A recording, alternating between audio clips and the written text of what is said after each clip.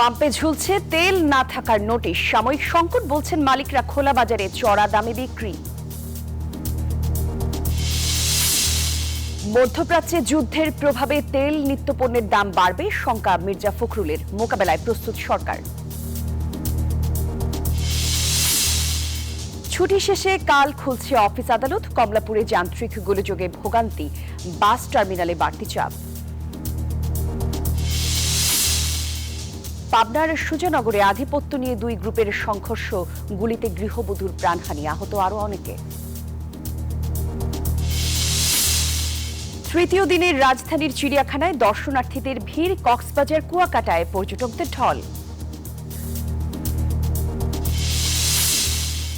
Hormuz প্রণালীতে ইরানের প্রতিরক্ষা ঘাঁটি গুড়িয়ে দেওয়ার হুমকি, যুক্তরাষ্ট্রের পাল্টা হুঁশিয়ারি তেহরানের।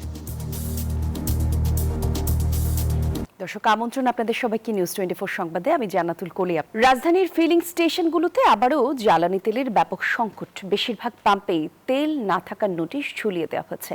সকাল থেকেই ফিলিং স্টেশনগুলোর সামনে দেখা গেছে অপেক্ষারত যানবাহনের দীর্ঘ সারি। এক পাম্পে তেল না পেয়ে অন্য পাম্পে ছুটছেন চালকরা। মালিকরা বলছেন, ঈদের ছুটিতে 2 দিন ডিপো থেকে তেল সরবরাহ বন্ধ থাকায় সাময়িক এই সংকটের সৃষ্টি হয়েছে। বিকেল নাগাদ সরবরাহ স্বাভাবিক হওয়ার আশা রয়েছে বলে জানান তারা। 2 গাড়ি করে পায় আর কি, তাও একদিন পায় না, এরকম আর কি। আতঙ্ক সৃষ্টি হইতেছে, ওদিক থেকে তেল আসতে আসে না, এদিকে আসলেও তারা এবং দিতে আসে না। আর এক গাড়ি আসবে, তারপরে তার যে রিজার্ভ ট্যাঙ্কি তেলটা আছে তারপরে সে সারবে। দাম ঠিক আছে, দামের কোনো সমস্যা নাই, কিন্তু তেল সব পাম্পে পাওয়া যাচ্ছে না। তেলের একটা সংকট রয়ে গেছে। ঈদের দিন বিকালে চলছিল, ওই দিন পর্যন্ত চালাইছে, তারপর তো 2 দিন বন্ধ ছিল। মানুষের অতিরিক্ত চাহিদার কারণে ক্রাইসিসটা সৃষ্টি হয়েছে, এছাড়া অন্য কিছুই না। রাজধানীর তেজগাঁও এলাকায় আমাদের সহকর্মী বজরুল আলম শাওন আছেন। শাওন, একটু জানাবেন রাজধানীতে ফিলিং স্টেশনগুলোতে এখন কি চিত্র দেখছেন? হ্যাঁ, ধন্যবাদ। সকাল থেকেই রাজধানীর ফিলিং স্টেশনগুলোতে তীব্র দীর্ঘ লাইন দেখা গিয়েছে। অর্থাৎ যেসব যানবাহনগুলো তেল নেওয়ার জন্য অপেক্ষা করছেন, সেই যানবাহনগুলো দীর্ঘ সময় ধরেই অপেক্ষা করছে। আমরা যারা এখানে তেল নিতে আসছেন, জ্বালানি তেল নিতে আসছেন, তাদের সাথে কথা বলেছি। তারা যেটি বলছেন, তারা বলছেন যে বেশ কয়েকটি পাম্প ঘুরে তাদের তেল নেওয়ার জন্য অপেক্ষা করতে হচ্ছে। কোথাও তেল নেই এবং কোথাও আছে কিন্তু পরিমাণে অল্প দেওয়া হচ্ছে। এই ধরনের অভিযোগ কিন্তু এসব যারা জ্বালানিতে নিতে আসছেন তারা অভিযোগ করছেন। পাশাপাশি আমরা এই ফিলিং স্টেশনগুলোর যারা কর্তৃপক্ষ রয়েছে তাদের সাথে কথা বলেছি। তারা যেটি বলছেন যে টানা 2 দিন ডিপো থেকে তেল দেয়া বন্ধ থাকার কারণে এক ধরনের দুর্ভোগ তৈরি হয়েছে, যেটির প্রভাব তাদের পোহাতে হচ্ছে। পাশাপাশি তারা আরও বলছেন যে সরকার রেশনিং পদ্ধতি তুলে দেওয়ার কথা বললেও আদতে আজকে তাদেরকে যে তেল দেওয়া হয়েছে সেখানে তাদের যে মোট চাহিদা, সেই চাহিদার অর্ধেক পরিমাণ তেল তাদেরকে সরবরাহ করছে, যার কারণে এই দীর্ঘ যে লাইন যানবাহনগুলোর সেই চাহিদা মেটানো আসলে সেই চাহিদা আসলে মেটানো সম্ভব হচ্ছে না। তারা বলছেন যে এভাবে চলতে থাকলে আসলে পাম্পগুলো বন্ধ করতে তারা বাধ্য হবেন। এই ধরনের অভিযোগ কিন্তু এই পাম্প কর্তৃপক্ষগুলো তারা বলছেন। তো এই ছিল এখন পর্যন্ত আমার কাছে সর্বশেষ সংবাদ। ধন্যবাদ আপনাকে শাওন। ঈদের ছুটিতে সরবরাহ বন্ধ থাকায় কুষ্টিয়ায় দেখা দিয়েছে জ্বালানি তেলের তীব্র সংকট। জেলার 31টি পেট্রোল পাম্পে তেল না থাকায় চরম বিপাকে পড়েছেন যানবাহন চালকরা। অন্যদিকে খোলা বাজারে চড়া দামে তেল বিক্রির অভিযোগ উঠেছে। মাহতাবউদ্দিন লালনের পাঠানো তথ্যচিত্র ডেস্ক রিপোর্টে বিস্তারিত। কুষ্টিয়া জুড়ে হঠাৎ করেই থমকে গেছে বেশিরভাগ যানবাহন চলাচল। জেলার 31টি পেট্রোল পাম্পেই নেই জ্বালানি তেল। পাম্পগুলোতে ঝুলছে তেল নেই সাইনবোর্ড। দেখা দিয়েছে জ্বালানির হাহাকার। চালকদের অভিযোগ, হঠাৎ করে এমন সংকটে পড়ায় যাত্রী পরিবহন থেকে শুরু করে পণ্য পরিবহনে দেখা দিয়েছে স্থবিরতা। এতে আর্থিক ক্ষতির মুখে পড়ছেন তারা। দিনাজপুর থেকে আসার পথে যতগুলো পাম্প আছে আমরা সবগুলোতে চেক করছি, সেখানে কোথাও কোনো তেল নাই। যেহেতু সংকট হচ্ছে, আমরা আগে 200 টাকা তেল দিতাম, এখন আমরা 20 টাকা কম নিব। তো আমরা সেটা না করে আমরা করতেছি বিপরীত কাজ। এর জন্য সমস্যা সমাধান নয়, আরো সমস্যা বড় হচ্ছে। এমন পরিস্থিতিতে দ্রুত জ্বালানি সরবরাহ স্বাভাবিক করার দাবি ভুক্তভোগী চালক ও সাধারণ মানুষের। তেল জনগণকে দেওয়া হচ্ছে না, যেহেতু সিন্ডিকেট শুরু হয়ে গেছে, সিন্ডিকেটের কারণে তেল দিচ্ছে না, যার কারণে তেলের বাজার এরকম হয়ে যাচ্ছে। রিজার্ভ আছে বলতে, শুধু গাড়ি আসবে 7 রাতের দিন, পরের দিন আমার লোকজন থাকবে না, পরের দিন বন্ধ থাকবে, তাই দুদিন তেল দিচ্ছে না, কারণ কি? পেট্রোল পাম্প মালিকরা বলছেন ঈদের ছুটির কারণে ডিপো থেকে তেল সরবরাহ বন্ধ, মজুদ শেষ হয়ে গেছে বলে জানান তারা। আমরা যেখানে যা তেল দিচ্ছি, আমাদের পাম্পে যেখানে তেল দিচ্ছে সেখানে আমাদের হচ্ছে ব্যবস্থা, হামলা করছে, তেল শেষ হচ্ছে, দিতে হবে, আছে তেল দিতে হবে। আমাদের কারো ক্ষমতা রাখে আমাদের এসে ডিপেন্ড দেখার জনগণ ডিপে দেখে ডিপ আছে, নিজেরা এসে ডিপ আছে। এদিকে পাম্পে তেল না থাকলেও খোলা বাজারে অতিরিক্ত দামে তেল বিক্রির অভিযোগ উঠেছে। খোলা বাজারে 1 লিটার পেট্রোল বিক্রি হচ্ছে 250 থেকে 300 টাকায়। Desk report, news 24। ঈদের ছুটি শেষে আজ জীবিকার তাগিদে সকাল থেকেই ঢাকায় ফিরতে শুরু করেছেন কর্মজীবী মানুষ। কেউ কেউ আবার ঈদের পরেও যাচ্ছেন বাড়ি। কমলাপুর রেল স্টেশনে দেখা গেছে এমন চিত্র। অন্যদিকে ভোরের দিকে যান্ত্রিক গোলযোগে 3 ঘন্টা 40 মিনিট ট্রেন চলাচল বন্ধ থাকায় ভোগান্তিতে পড়েন সাধারণ যাত্রীরা। কমলাপুর রেল স্টেশনের প্ল্যাটফর্মে চিরচেনা ব্যস্ততা। প্রিয়জনের সাথে ঈদ কাটিয়ে জীবিকার তাগিদে রাজধানীতে ফিরছেন সাধারণ মানুষ। কারো কাঁধে ব্যাগ, কারো হাতে গ্রাম থেকে নিয়ে আসা উপহার সামগ্রী। চোখে মুখে দীর্ঘযাত্রার ক্লান্তি থাকলেও রয়েছে মানসিক তৃপ্তিও। যদি এখন পুরোপুরি ঢাকাতে লোকজন আসে নাই, আসতেছে, তো আমরা যে ট্রেনে আসছি আলহামদুলিল্লাহ ভালো ছিল। আসার সময় ট্রেনে আসছি, ট্রেনে খুব একটা ভিড় নেই, তবে ট্রেন আসতে একটু লেট করছে। এটা এই ক্রসিং এর কারণে, অন্য কিছু না। তো এই শিডিউল বিপর্যয়ের মতোই ঘটনা। এটা যদি একটু খালি রিকভার করতে পারে তাহলে কিন্তু সবই সমাধান। রাজধানীতে ফেরার স্রোত যখন প্রবল, তখন ঠিক উল্টো চিত্র চোখে পড়ে স্টেশনে। নানা ব্যস্ততায় যারা ঈদের আগে ঢাকা ছাড়তে পারেননি, তারা এখন ছুটছেন প্রিয়জনের সান্নিধ্যে। গ্রামে যাব, যে আনন্দ করবো ঈদের গ্রামে মানুষের লগে। তৃতীয় দিনে টিকিট পেয়েছি বলে আজকে যাত্রা করতেছি। মা যাবে, তো আমার মা যেহেতু বয়স্ক মানুষ, তো ওই সময় ভিড়ের মধ্যে আমি কি করতে চাই না, যেতে চাই না, যেহেতু আমার আছে, ছুটিও আছে, তো এই কারণে আমি এখন যাচ্ছি। তবে এই আসা যাওয়ার আনন্দকে কিছুটা ম্লান করে দেয় সিগন্যাল বিপর্যয়। ভোর 4:40 থেকে সকাল 8টা পর্যন্ত যান্ত্রিক ত্রুটির কারণে কমলাপুর স্টেশনে কোনো ট্রেন ঢুকতে বা বের হতে পারেনি। স্টেশন ম্যানেজার জানান, সংকেত বিকলতায় সকালে ট্রেন চলাচলে কিছুটা বিঘ্ন ঘটলেও পরে তা স্বাভাবিক হয়। সকালের যে আমাদের ট্রেনগুলো ঢাকা ছেড়ে যাওয়ার কথা, সেই ট্রেনগুলো কিছুটা বিলম্বে ছেড়ে গিয়েছে। আর 8টার পর থেকে যে ট্রেনগুলো ছিল যথারীতি অন টাইমে ছেড়ে যায়। তো আশা করি যে আমাদের পরবর্তী যে ট্রেনগুলো আছে সঠিক সময়ে ছেড়ে যাবে। ছুটি শেষে চিরচেনা ইট পাথরের এই নগরী আবারও মুখর হয়ে উঠেছে প্রিয়জনের সান্নিধ্য পাওয়া মানুষদের পদচারণায়। যান্ত্রিক ত্রুটি আর ছোটখাটো ভোগান্তি পাশ কাটিয়ে এখন সবার লক্ষ্য নিজ নিজ কর্মস্থলে ফেরা। শিহাব জাহিদ, নিউজ 24, ঢাকা। কমলাপুর রেল স্টেশনে এই মুহূর্তে আছেন আমাদের সহকর্মী শিহাব জাহিদ। জানবো তার কাছ থেকে সেখানকার সবশেষ তথ্য। জাহিদ, কমলাপুরে মানুষের যাওয়া এবং আসার কথা আমরা জানাচ্ছিলাম সংবাদে, একটু জানাবেন আমাদের, আপনি সেখানে আছেন, কেমন দেখছেন সরাসরি সেখানকার চিত্র? কলি, আপনাকে ধন্যবাদ। আমরা এই মুহূর্তে স্টেশনের ঠিক যেই ঢোকার যে প্রান্তটি রয়েছে সেই জায়গাটি রয়েছে, এবং আমি আপনার পেছনে ঠিক দেখতে পাচ্ছেন সেই জায়গাটিতে কিন্তু মানুষের অপেক্ষা রয়েছে, যারা কিছুক্ষণ পরে তাদের ট্রেন আসবে এবং তারা এখান থেকে যাত্রা করবেন। তবে আজকের দিনের যেহেতু মানুষের আসার বিষয়টি অনেক বেশি গুরুত্বপূর্ণ, কারণ যারা এর আগে অনলাইনে টিকিট কেটেছেন, ঈদের আগে ফিরতি টিকিট যাদের ছিল, তারা কিন্তু এখন ফিরে আসছেন এই যান্ত্রিক নগরীতে। যাদের অনেকেই রয়েছেন যাদের অফিস রয়েছে, যে কারণে ঈদ শেষ করে খুব দ্রুতই তাদেরকে ঢাকায় ফিরে আসতে হয়েছে, এবং তারা হয়তো কালকে থেকেই বিভিন্ন অফিস আদালতে যোগদান করবেন। এই জন্যই কিন্তু দ্রুতই আসতে হয়েছে, এবং তাদের কাছ থেকে আমরা শুনেছি যে তাদের ঈদ খুব সুন্দর কেটেছে, ভালোই কেটেছে, তবে আরেকটু ছুটি পেলে হয়তো বা আরেকটু ভালো কাটতো, এরকম কথা অনেকে বলেছেন। তবে আজকে যেহেতু আসার ঘটনাটি ছাড়াও এখান থেকে কিন্তু প্রচুর মানুষ আজকে যাচ্ছেন, এবং সে যাওয়ার জন্য কিন্তু মানুষের এই দীর্ঘ অপেক্ষা। আরেকটি বিষয় জানিয়ে রাখতে চাই, যেটি হচ্ছে শিডিউল বিপর্যয় বলতে আজকে কিন্তু সিগন্যালের একটি বিপর্যয় ছিল। সেই সিগন্যাল বিপর্যয়ের কারণে প্রায় 3 ঘন্টা 40 মিনিট ট্রেন আসা যাওয়ায় কমলাপুর একটি সমস্যার সৃষ্টি হয়, এবং সেই সময় কিন্তু প্রায় 8-10টি ট্রেন বিভিন্ন জায়গায় অপেক্ষারত ছিল, এবং তাদের যেতে কিন্তু কিছুটা সময় লেগেছে। এবং আমরা স্টেশন মাস্টারের সঙ্গে যখন কথা বলেছিলাম, তিনি কিন্তু সময়টাও আমাদের জানিয়েছেন, এবং তিনি জানিয়েছেন যে এরপরে এই সমস্যা থাকবে না। এটাই ইঞ্জিনিয়াররা আসলে এই সমস্যাটির সমাধান করেছেন। এরপরে সব ট্রেনগুলোই আসলে সময় মতো চলে যাবে তাদের গন্তব্যে। এই ছিল কলি সবশেষ। একদম, আমাদের প্রত্যাশা এরকম সবার ঈদ যাত্রা হোক নিরাপদ এবং নির্বিঘ্ন। ধন্যবাদ আপনাকে। রাজধানীর বাস টার্মিনালগুলোতেও বাড়তি চাপ দেখা যাচ্ছে। সড়কপথে অনেকেই ফিরছেন কর্মস্থলে, কেউ কেউ আবার আজও বাড়ির পথ ধরেছেন। ঈদের তৃতীয় দিনে এমন চিত্র দেখা গেছে। সকাল থেকেই রাজধানীর গাবতলী, মহাখালী এবং সায়দাবাদ বাস টার্মিনাল ঘুরে ঘরমুখো মানুষের ভিড় দেখা যায়। যারা বাড়ির পথ ধরছেন তারা বলছেন পথের ভোগান্তি এবং যানজট এড়াতেই ঈদের পর তারা ঢাকা ছাড়ছেন। ঈদের আগে যানজটের জন্য যাইনি, ঈদের পরে যাইতেছে। আনন্দ পাওয়া না গেলেও দেশের বাড়ি গেলাম, একটু ভালো লাগলো, ঘুরে টুরে আসলাম আর কি। রাস্তাঘাট একদম ফাঁকা, ভাড়াও কম, ভোগান্তি নাই।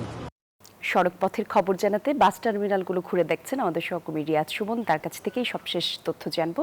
রিয়াজ, একটু জানাবেন রাজধানীর বাস টার্মিনালগুলোর আজকের কি সবশেষ চিত্র? কলি, আমি সকাল থেকে সায়দাবাদ, গাবতলী, এখন আছি মহাখালী বাস টার্মিনালে এবং যে দৃশ্য দেখতে পাচ্ছি যে ঈদের আগে যে প্রচণ্ড চাপ ছিল সেই চাপটি গতকালকে কিছুটা ছিল, কিন্তু আজকে আমরা খুব বেশি ভিড় দেখিনি। কাউন্টারগুলোতে পর্যাপ্ত টিকিট রয়েছে, যদিও আজকেও মানুষ যাচ্ছে গ্রামের বাড়িতে এবং আমরা দেখছি যে যে বাসগুলো প্রায় অর্ধেক যাত্রী নিয়ে যাচ্ছে এবং কোনো কোনো বাসে আসলে অর্ধেক যাত্রী নিয়ে চলে যাচ্ছে, এরকম একটা অবস্থা রয়েছে। তবে যাত্রীরা বলছে যে আসলে যে ঈদের আগের কর্মব্যস্ততার কারণে বা ছুটির না যারা পাননি তারা আজকে মূলত ফিরছে। এবং বাস কাউন্টারের কথা বলেছি, তারা বলছে যে আসলে যদিও তেল সংকট রয়েছে, জ্বালানি সংকট রয়েছে, তার মধ্যেও আসলে ঈদে ঘরে ফেরা মানুষকে তারা পৌঁছে দেওয়ার জন্য আছে এবং তারা তাদের সেবা অব্যাহত রেখেছে এবং তারা বলছে যে অর্ধেকের কম কোনো কোনো বাস যাত্রী নিয়ে যাচ্ছে। এবং আমরা আরেকটি বিষয় লক্ষ্য করেছি যে আপনি জানেন যে ইতিমধ্যে কিন্তু ছুটি শেষ হয়েছে, সেই ঈদের এখন যাদের ছুটি শেষ হয়ে গিয়েছে সেসব মানুষ কিন্তু ফিরতে শুরু করেছেন। আমরা গাবতলীতে, সায়দাবাদে এবং মহাখালী দেখতে পাচ্ছি যে কিছু কিছু বাস আসছে এবং যাত্রী নিয়ে ঢাকায় ঢুকছে যাত্রী নিয়ে। তো তারা হয়তো তাদের কর্মস্থলে যোগদানের কারণে ফিরে আসছে। এই ছিল আমার কাছে মহাখালী বাস টার্মিনাল থেকে সবশেষ তথ্য। কলি, জি ধন্যবাদ আপনাকে রিয়াজ। মধ্যপ্রাচ্যে যুদ্ধের কারণে নিত্যপণ্যের দাম বেড়ে ক্ষতির আশঙ্কার কথা জানিয়েছেন স্থানীয় সরকার, পল্লী উন্নয়ন এবং সমবায় মন্ত্রণালয়ের মন্ত্রী মির্জা ফখরুল ইসলাম আলমগীর। ক্ষয়ক্ষতি মোকাবেলায় সরকার প্রস্তুত বলেও জানান তিনি। সকালে ঠাকুরগাঁও সদর উপজেলার রায়পুর ইউনিয়নের নেহা নদী পুনঃখনন কাজে উদ্বোধন শেষে এসব কথা বলেন তিনি। মিথ্যা সংবাদ প্রচারের বিরুদ্ধে সবাইকে সজাগ থাকার আহ্বান জানান মির্জা ফখরুল। বলেন, মব তৈরির চেষ্টা করলে কঠোরভাবে দমন করা হবে। খাল খননে প্রশাসন এবং নেতাকর্মীদের সততার পরিচয় দেওয়ার আহ্বান জানান স্থানীয় সরকার মন্ত্রী। এখন থেকে বড় সংকট দেখা দিয়েছে না, তেল নাই, যুদ্ধ লাগছে আপনারা যে ইরান আর আমেরিকা ইসরায়েলে, তেলের সাপ্লাই কম। এরপর হঠাৎ দেখা গেল যে আমার ঠাকুরগাঁতে একটা পেট্রোল পাম্প ভাঙিয়ে দিলে, ছোয়ালা ভাঙিয়ে দিলে। কেন? যে মাছকে কি করছে দিবা চায় না নাকি? তো ভাই তুমি পাম্পটা ভাঙলা কেন? অভিযোগ থাকলে যারা দায়িত্বশীল আছে তাদেরকে বলো, পাম্প ভাঙবো কেন? মব আমরা তৈরি করতে দিব না, মবকে আমরা কঠোর হস্তে দমন করবো। তিস্তা প্রকল্পের সাথে বাংলাদেশের স্বার্থ জড়িত, আর তাই এই প্রকল্প নিয়ে সরকার ভারত নাকি চীনের সাথে এগোবে তা নিয়ে চলছে পরীক্ষা নিরীক্ষা। পানি সম্পদ মন্ত্রী শহীদ উদ্দিন চৌধুরী অ্যানি নিউজ 24-কে জানিয়েছেন, তিস্তা প্রকল্পের সার্বিক বিষয় নিয়ে একটি কারিগরি এবং বিশেষজ্ঞ টিম কাজ করছে। দুই দেশের সাথে বন্ধুত্ব এবং কূটনৈতিক সম্পর্ক ঠিক রেখে এই নিয়ে সিদ্ধান্ত নেওয়া হবে বলে জানিয়েছেন তিনি। শাহনাজ ইয়াসমিনের রিপোর্টে বিস্তারিত। ভারতের সঙ্গে তিস্তা নদীর পানি বন্টন চুক্তি আটকে থাকার মধ্যেই Teesta river comprehensive management and restoration project নামে একটি প্রকল্প হাতে নিয়েছিল বাংলাদেশ। এ প্রকল্পে বেইজিং প্রায় $100 কোটি প্রস্তাব জমা দিয়েছিল। তবে 2024 সালের মে মাসে পুনরায় তিস্তা প্রকল্পে অর্থায়নে ভারতের আগ্রহের কথা জানায় দেশটি, যা 5ই আগস্ট শেখ হাসিনার পতনের মধ্য দিয়ে থমকে যায়। তিস্তা নদীতে ব্যারাজ নির্মাণের মাধ্যমে সেচ সমস্যা সমাধানে উদ্যোগ নিয়েছিল পানি সম্পদ মন্ত্রণালয়। তবে বর্ষায় যেখানে পানি প্রবাহ গড়ে 2 লাখ কিউসেক থাকে, শুষ্ক মৌসুমে তা নেমে আসে মাত্র 500 থেকে 2000 কিউসেকে। ফলে কৃষকদের নির্ভর করতে হচ্ছে বিকল্প সেচ ব্যবস্থায়। এতে খরচ বেড়ে হয় কয়েক গুণ। এই আমার জমি আমার শেষ, এখন পথের ভিখারি। বর্ষার সময় এমনি পানি আরো ভারতে পানি ছাড়ি দিয়ে আমাদের এপারে নিসমার করে দেয়। ব্যারাজের উজানে বর্তমানে সর্বোচ্চ 2500 কিউসেক পানি পাওয়া যাচ্ছে। ব্যারাজের ভাটিতে 200 কিউসেক পানিও সরবরাহ করা হচ্ছে না। নদীতে পানি নেই, মাছ নাই, আমরা মনে করো মাছ ধরি, মাছ তো পাই না, দিন পর আমাদের বাবা চলে না। এই তিস্তা নদীকে কেন্দ্র করে হাজার হাজার মানুষ আজ কর্মহীন হয়ে পড়েছে, তাদের পরিবারগুলো বিপদগ্রস্ত হয়েছে। তিস্তার সমস্যা সমাধানে তারেক রহমান সরকার কাজ শুরু করেছে। চীন নাকি ভারত তিস্তা মহাপরিকল্পনা নিয়ে কোন দিকে এগোবে তা নিয়ে চলছে বিশ্লেষণ। পানিমন্ত্রী শহীদুদ্দিন চৌধুরী আনি নিউজ 24-কে বলেন, দেশের স্বার্থ রক্ষা করে এ বিষয়ে সিদ্ধান্ত নেবে সরকার। এটা তো বাংলাদেশের স্বার্থ জড়িত এবং দেশের জন্য অনেক গুরুত্বপূর্ণ, জনস্বার্থে এটা আমাদেরকে অনেক চিন্তাভাবনা করে কথা বলতে হবে, অনেক চিন্তাভাবনা করে আমাদেরকে সিদ্ধান্ত নিতে হবে। আমাদের একটা বিশেষজ্ঞ টিম, একটা কারিগরি টিম, দুইটা টিম কাজ করছে। দুইটা টিম কাজের পর আমরা কিভাবে আমরা এটাকে অ্যাড্রেস করব, কিভাবে আমাদের এই স্বার্থ নিয়ে আমরা কথা বলবো, সেটা আমরা ধারাবাহিকভাবে পরবর্তী আলোচনা শেষ করব। সবার সাথে বন্ধুত্বপূর্ণ সম্পর্ক অটুট রেখেই এগোচ্ছে সরকার, জানান পানিমন্ত্রী। আমাদের তো সবার সঙ্গে বন্ধুত্ব, সবার সঙ্গে আলোচনা, এই আলোচনা অব্যাহত থাকবে। শাহনাজ ইয়াসমিন, নিউজ 24, ঢাকা। ঈদের তৃতীয় দিনেও জাতীয় চিড়িয়াখানায় দর্শনার্থীদের ঢল নেমেছে। সোমবার সকাল থেকেই পরিবার পরিজন নিয়ে মানুষ ভিড় করছে চিড়িয়াখানায়। শিশুদের হাসি, তরুণদের উচ্ছ্বাস আর বড়দের অবসর কাটানোর আনন্দে জমে উঠেছে পুরো পরিবেশ। বাঘের খাঁচার সামনে সবচেয়ে বেশি ভিড়।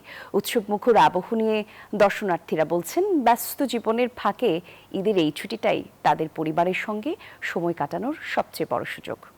খুব ভালো লাগছে। আমরা প্রথমে বানর দেখছি, বাঘ দেখাচ্ছি, এখন সিংহ দেখতে আসছি। বাচ্চা খুব খুশি। চিড়িয়াখানায় এসে ভালো লাগছে। ভিড়ের ভিতরে বাচ্চারা মজা পাচ্ছে, আনন্দ পাচ্ছে, পশু পাখি দেখে ভালো লাগছে। বাঘ দেখেছি, সাপ দেখেছি, সিংহ দেখেছি, সবকিছু দেখে আমার খুব ভালো লাগতেছে। বীরপুরে জাতীয় চিড়িয়াখানায় আমাদের সহকর্মী রাশেদ রায়হান আছেন। আমরা সরাসরি তার কাছ থেকে জানবো চিড়িয়াখানার কি তথ্য আছে। রাশেদ, আমাদেরকে জানাবেন চিড়িয়াখানায় দর্শনার্থীদের ভিড় কেমন, শিশুরা কেমন আনন্দ করছেন, কথা হয়েছে কিনা তাদের সঙ্গে?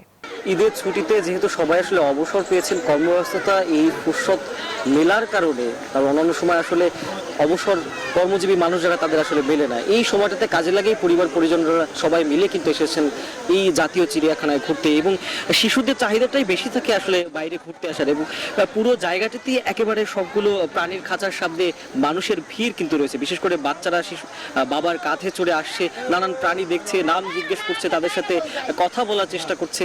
এবং এই শিশুদের প্রাণচঞ্চল্যে কিন্তু পুরো মিরপুরের জায়গাটি একেবারে জমে উঠেছে, এবং পরিবারের সাথে আনন্দর ঘন যে মুহূর্ত সেগুলোই আমরা দেখছি। এর পাশাপাশি শিশুদের পাশাপাশি কিশোররা, তরুণরা এবং নানা বয়সী মানুষ কিন্তু এখানে এসেছেন। এবং যারা এসেছেন সবাই কিন্তু বলছেন যে সবাই বলছেন বাচ্চাদের নিয়ে আসলে আনন্দ করতে এই সময়টা কিন্তু খুশির আনন্দিত করতে বাচ্চাদের আসলে নানান প্রাণী আসলে দেখানোর জন্যই কিন্তু আসলে এখানে এসেছেন। দেখতে পাচ্ছেন একেবারে কিন্তু পুরো জায়গাটিতে লোকে লোকারণ্য। আমরা দু একজনের সাথে কথা বলার চেষ্টা করব। কি দেখছেন বাচ্চাকে এই ছুটির সময় প্রাণী দেখাতে এসেছেন, কি দেখলেন, বাচ্চা আসলে উপভোগ করছে? সারা বছর ব্যস্ততার পরে যে একটু সুযোগ পাইছি বাচ্চাদেরকে নিয়ে ঘোরার জন্য, এই জন্য চিড়িয়াখানা নিয়ে আসছি এদেরকে দেখার জন্য।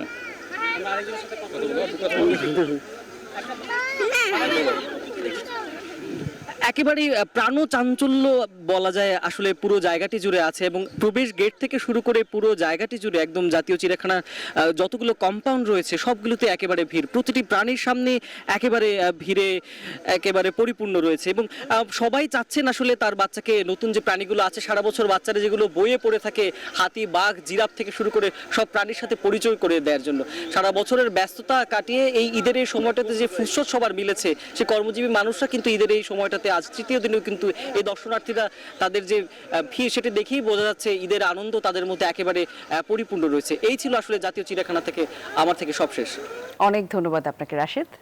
ঈদের তৃতীয় দিনে কক্সবাজার কুয়াকাটায় উপচে পড়া পর্যটকের ভিড়। দেশের নানা প্রান্ত থেকে সমুদ্র সৈকতে ঘুরতে এসেছেন মানুষ। সকাল থেকেই কক্সবাজারের কলাতুরি, সুগন্ধা, লাবণী সহ সব পয়েন্টেই ভিড় দেখা গেছে।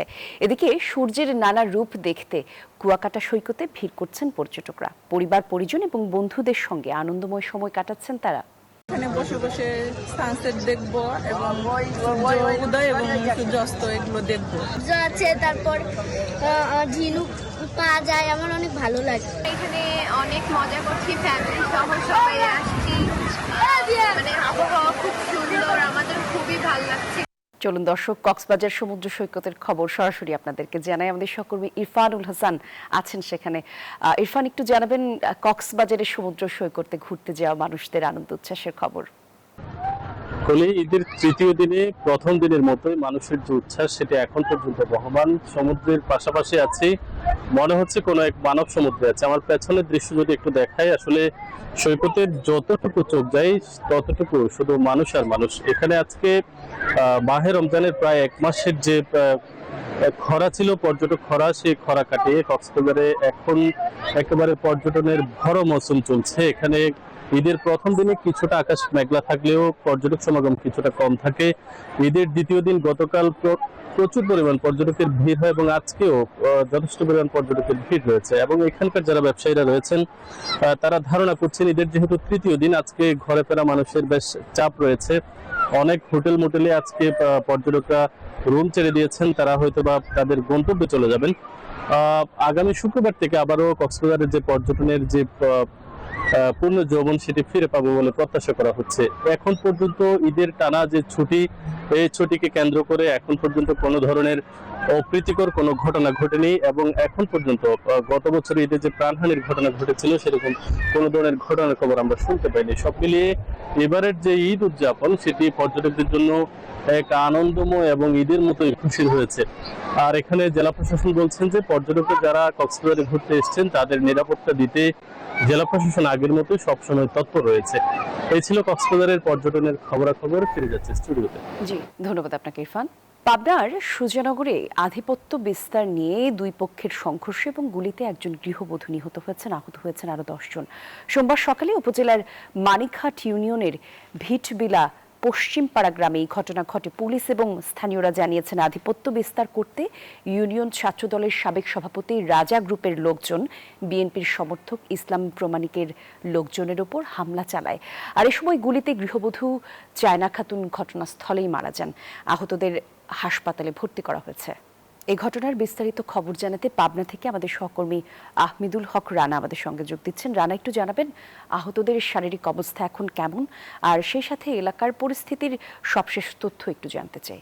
ধন্যবাদ কলি। যেমনটি আপনি জানাচ্ছেন, পাবনার সুজানগর উপজেলার মানিকহাট ইউনিয়নের হাটখালী গ্রাম ভিটবিলা গ্রামে আজ সকাল 8:30টার দিকে এই সংঘর্ষের ঘটনা ঘটে। আমরা স্থানীয়দের কাছ থেকে যতটুকু জানতে পেরেছি সেটা ভিটবিলা গ্রামের দুটো গ্রুপ আছে, ইসলাম গ্রুপ এবং রাজা গ্রুপ। এই দুই গ্রুপের মধ্যে আধিপত্য বিস্তার নিয়ে বেশ কিছুদিন ধরেই মনোমালিন্য এবং বিরোধ চলে আসছিল এবং এরই জেরে গতকাল রাতে ইসলাম গ্রুপ এবং রাজা গ্রুপের সমর্থকরা একটু বাকবিতণ্ডায় জড়িয়ে পড়ে এবং যেটার জের ধরে আজ সকালে তারা দেশীয় অস্ত্রশস্ত্র নিয়ে সংঘর্ষে লিপ্ত হয়। সংঘর্ষে আমরা যতটুকু জেনেছি যে 10 জনের মতন আহত হয়েছেন এবং এই সংঘর্ষের মাঝখানে পড়ে গুলিবিদ্ধ হয়ে চায়না খাতুন নামে একজন গৃহবধূ মারা গেছেন, কিন্তু ভিটবিলা গ্রামেরই শুকুর আলী স্ত্রী। আমি এখন রয়েছি সুজানগর উপজেলা স্বাস্থ্য কমপ্লেক্সে।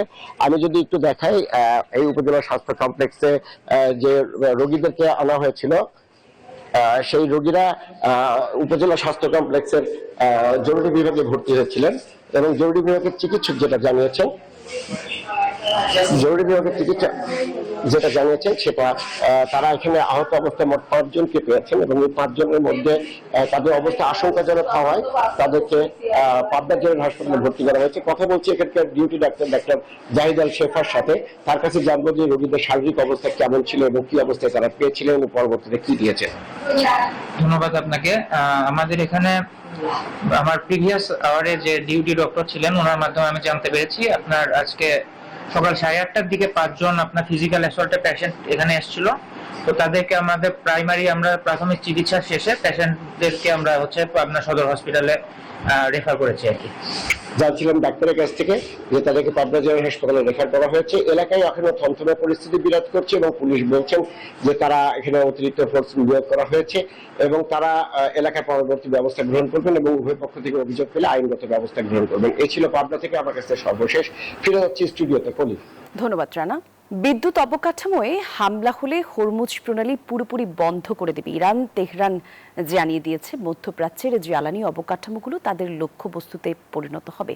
এদিকে হরমুজে ইরানের প্রতিরক্ষা ঘাঁটি গুড়িয়ে না দেওয়া পর্যন্ত অভিযান চলবে, পাল্টা হুঁশিয়ারি মার্কিন অর্থমন্ত্রীর। পাল্টাপাল্টি হামলাও চলছে। মুহুর্মুহু ক্ষেপণাস্ত্র ছুড়ছে ইরান। স্থানীয় সময় রোববার রাতে ইসরায়েলে আঘাত হানে ইরানের ক্লাস্টার ওয়ারহেড যুক্ত এসব ক্ষেপণাস্ত্র। মধ্যাঞ্চল, দক্ষিণাঞ্চল ও অধিকৃত জেরুজালেম সহ একাধিক শহর লক্ষ্য করে হামলা চালায় আইআরজিসি। তবে ক্ষতিগ্রস্ত হয়েছে তেল আবিবের অ্যারোস্পেস স্টেশন, গোয়েন্দা সংস্থা মোসাদের কার্যালয় সহ একাধিক সামরিক স্থাপনা। ক্ষয়ক্ষতি পরিদর্শনে যান ইসরায়েলি প্রধানমন্ত্রী নেতানিয়াহু। হরমুজ প্রণালীতে ইরানের প্রতিরক্ষা সক্ষমতা দুর্বল না হওয়া পর্যন্ত অভিযান চলবে। তাদের সামরিক সক্ষমতা পুরোপুরি ধ্বংস করা হবে। লড়াই চালিয়ে যাওয়ার মতো যথেষ্ট অর্থ বরাদ্দ রয়েছে। এদিকে ওয়াশিংটন ও তেল আবিবের যৌথ হামলায় ইরানের ৮১,০০০-এর বেশি বেসামরিক স্থাপনা ক্ষতিগ্রস্ত হয়েছে। হাসপাতাল, স্কুল এবং ত্রাণকর্মীদের উপর হামলাকে আন্তর্জাতিক আইনের লঙ্ঘন বলছে তেহরান। আন্তর্জাতিক সমুদ্রপথ হরমুজ প্রণালীকে ঘিরেও উত্তেজনা এখন চরমে। যুক্তরাষ্ট্র জানিয়েছে ইরানের প্রতিরক্ষা ঘাঁটি ধ্বংস না হওয়া পর্যন্ত তাদের সামরিক অভিযান চলবে। আগ্রাসী ইরান ভয়ানক ক্ষেপণাস্ত্র ছুটছে। তাদের লাগাম টানতে আমি সবাইকে একত্রে লড়াইয়ের আহ্বান জানাচ্ছি। কঠোর হুঁশিয়ারি দিয়েছে তেহরানও। পারমাণবিক স্থাপনায় হামলা হলে হরমুজ প্রণালী পুরোপুরি বন্ধ করে দেওয়ার কথা জানিয়েছে দেশটি। হুঁশিয়ারি দিয়েছে মধ্যপ্রাচ্যের আঞ্চলিক জ্বালানি অবকাঠামোতে হামলা চালানোর। উত্তেজনা প্রশমনে কূটনৈতিক তৎপরতাও চালাচ্ছে জোরে সোরে। আঙ্কারা এরই মধ্যে যুদ্ধবন্ধে আলোচনা করছে ইউরোপীয় ইউনিয়ন সহ মধ্যপ্রাচ্যের একাধিক দেশের সঙ্গে। নীরব দাস, নিউজ 24। জনপ্রিয় কে পপ ব্যান্ড এবার যেই শহরে যাবে চাঙা করে দিবে সেই শহরের অর্থনীতি। বিশ্বজুড়ে ব্যান্ডটির কনসার্ট ট্যুর ঘিরে এমন ধারণাই করছেন বিশ্লেষকরা। তাদের ধারণা এই ট্যুর ভেঙে দেবে আগের সব রেকর্ড। পেছনে পড়ে যাবেন মার্কিন গায়িকা টেইলর সুইফটও। সব মিলিয়ে এখন বিটিএস উন্মাদনায় অপেক্ষায় পুরো সঙ্গীত বিশ্ব। বেগুনি রঙের আলোয় ছেয়ে গেছে দক্ষিণ কোরিয়ার রাজধানী সিওল। গুয়ানহোয়াংমুন স্কয়ার যেন জনসমুদ্র, চারপাশে বিলবোর্ড আর পোস্টার। কারণ বিখ্যাত কে পপ ব্যান্ড বিটিএস এর প্রত্যাবর্তন। ৩ বছরের বাধ্যতামূলক সামরিক প্রশিক্ষণ শেষ করেছেন ব্যান্ডের ৭ সদস্য। হাজির নতুন অ্যালবাম আরিরাং নিয়ে, নতুন ট্র্যাক ডিভাইন বেল। উন্মাদনার সবে শুরু। জনকোকের দল এখন ঘুরবে বিশ্বজুড়ে, 34টি শহরে গাইবে 82টি মঞ্চে। এতে যেন তেতে রয়েছে শহরগুলো, কারণ এটা অর্থকরীর সঙ্গেও যুক্ত। বিশ্লেষকরা বলছেন বিটিএস যেখানে যাবে চাঙা হয়ে উঠবে সেখানকার অর্থনীতি। ইতোমধ্যেই সিওলের আয় $200 মিলিয়ন। মার্কিন গায়িকা টেইলর সুইফটের ইরাস ট্যুরের কথা মনে আছে? সেই ট্যুরে অর্থনৈতিক ধামাকা ছিল প্রায় $2 বিলিয়ন। সেই জ্বরকে বলা হচ্ছিল টেইলরোনমিক্স, অর্থাৎ টেইলর যোগ ইকোনমিক্স। এবার ভেঙে চুরে যেতে পারে আগের সব রেকর্ড, কারণ আসছে বিটিএস ইকোনমিক্স। লেনদেন ছাড়াতে পারে $2.5 বিলিয়ন ঘরে। কি করে এত অর্থের লেনদেন হয়? ব্যাপারটা হলো, কনসার্ট দেখবে অন্তত 60 লাখ মানুষ, আর টিকিট বিক্রিতেই উঠে আসবে বিপুল অর্থ। এরপর রয়েছে স্মারক কেনার ধুম, অর্থাৎ বিটিএস ও এর সদস্যদের নামাঙ্কিত ছবি সম্বলিত কিংবা গানের থিমে তৈরি এক ঝাঁক পণ্য, যেমন কম্বল, পোশাক, পুতুল, toothbrush, toothpaste, disposable bandage, global stick, এমনকি টুরা মাছের ক্যান। সবচেয়ে বেশি চলছে চাবির রিং। সবই নাকি বিক্রি হচ্ছে দেদারসে, স্টকও শেষের দিকে। মেধাসত্ত্ব সম্পদের ক্ষেত্রেও বিটিএস নতুন মডেলের সৃষ্টি করেছে। মেধাসত্ত্ব, ট্রেডমার্ক ও ডিজাইনের ক্ষেত্রেও নতুন পথ দেখিয়েছে দলটি, যাদের মেধাসত্ত্ব বিস্তৃত গেমস, কমিক্স ও মিউজিক ভিডিও পর্যন্ত। মোটা আয়ের আশায় স্ট্রিমিং প্ল্যাটফর্ম নেটফ্লিক্সও, যেখানে এটাই সবচেয়ে বড় কনসার্ট। নীরব দাস, নিউজ 24। দর্শক, এই ছিল নিউজ 24 সংবাদে। এতক্ষণ সঙ্গে ছিলেন যারা, ধন্যবাদ সবাইকে।